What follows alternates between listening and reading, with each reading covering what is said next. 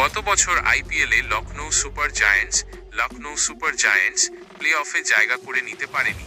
এই বছর মেগা নিলামে দলে একাধিক পরিবর্তন ঘটিয়েছেন কর্মকর্তারা। ঋষভ পান্ট লখনৌকে নেতৃত্ব দেবেন। সোমবার Lucknow super giants Delhi Capitals বিপক্ষে মাঠে নামবে। এই ম্যাচ ঘিরে ভক্তদের মধ্যে উত্তেজনা বাড়তে শুরু করেছে। বিশাখাপত্তনমের মাটিতে শক্তিশালী একাদশ নিয়ে আক্রমণ তৈরি করবে লখনৌ। টুর্নামেন্টের প্রথম ম্যাচে জয় দিয়েই যাত্রা শুরু করতে চাইছেন ঋষভ পান্থ। লখনৌ সুপার জায়ান্টসের একাধিক ক্রিকেটার বর্তমানে চোটের মধ্যে রয়েছেন।